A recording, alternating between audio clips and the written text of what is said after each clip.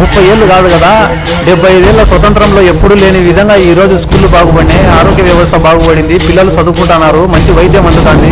ఇన్ని రిఫార్మ్స్ వచ్చినాయి. ఎక్కడో అధికారుల దగ్గర తిరగకుండా అధికారుల ఇంటి దగ్గరకు వచ్చి పని చేసిపోయే వ్యవస్థ వచ్చింది. ఒక సచివాలయ వ్యవస్థనో, ఒక వాలంటీర్ వ్యవస్థనో, ఒక ఆర్బీకేలో, ఒక హెల్త్ సెంటర్లో ప్రతి గ్రామానికి ఒక వైద్యుడు ఉండాలో. ఒక పాము కాటు ఖర్చినా కూడా వైద్యం అందించుకోలేని దుస్థితి నుంచి ఈ రోజు గ్రామంలోనే వైద్యుడు వచ్చినాడు. అదే రకంగా ఒక విత్తనం నుండి విక్రయం వరకు ఒక అగ్రికల్చర్ ఆఫీస్ చుట్టూ తిరగకుండా ప్రతి గ్రామంలోకి ఒక ఆర్బీకే సెంటర్ వచ్చింది. అసలు సంక్షేమ పథకాలంటే ఎట్లుంటాయి, వాటికి మేము ఎలిజిబుల్గా కాదా, వాటిని ఎట్లా అప్లై చేసుకోవాలో తెలియని స్టేజ్ నుంచి ఈ రోజు మాకు ఎందుకు పథకాలు రావడంలా, మేము ఎందుకు ఎలిజిబుల్ కాదు అని చెప్పి ప్రజలు ప్రశ్నించే స్టేజ్కి వచ్చినారు. వాటికి సమాధానం చెప్పే స్టేజ్లో ప్రభుత్వం ఉంది.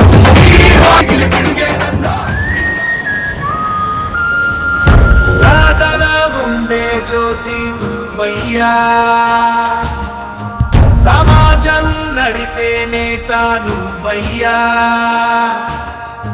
పైరెడ్డి అన్నా నీ పాదాలను భక్తితో పాటలు పాడుతాము. రైతు బడి నుండి రాజధాని దాకా నీ పేరు మార్మోగే ప్రతి చోట, నీ చూపే ఆశల దీపం వెలిగించే,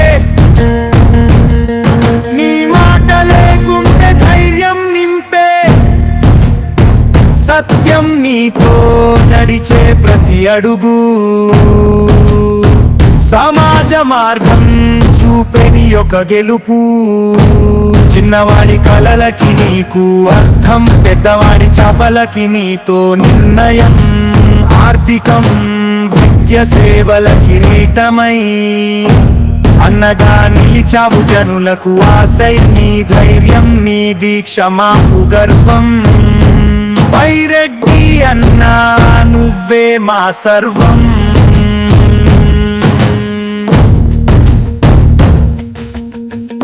రాజన గుండె జ్యోతి నువ్వయ్యా,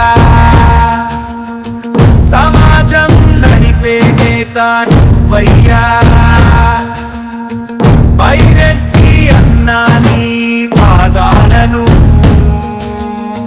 భక్తితో పాటలు పాడుతాము.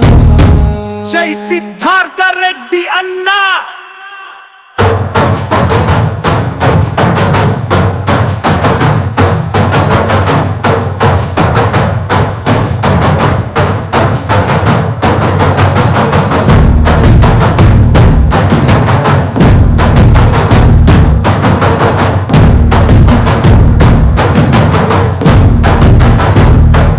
అభిరుచికి తగ్గ మార్పులు కోరితే పాటను మరింత మెరుగ్గా రూపొందించగలను. జనాతకి నువ్వే పదం పులుకవించి, సిద్ధార్థ అన్న నువ్వే మా ఆశయం. జనాల గుండెల్లో రాజసం నీవే, నువ్వు మానేస్తాం, నీవు మా దేవుడే. రాజన గుండె జ్యోతి నువ్వయ్యా, సమాజం నడిపే నేత నువ్వయ్యా,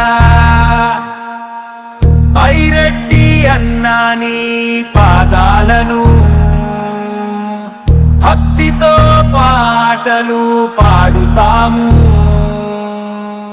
పైరెడ్డి అన్నా నీ పాదాలను భక్తితో పాటలు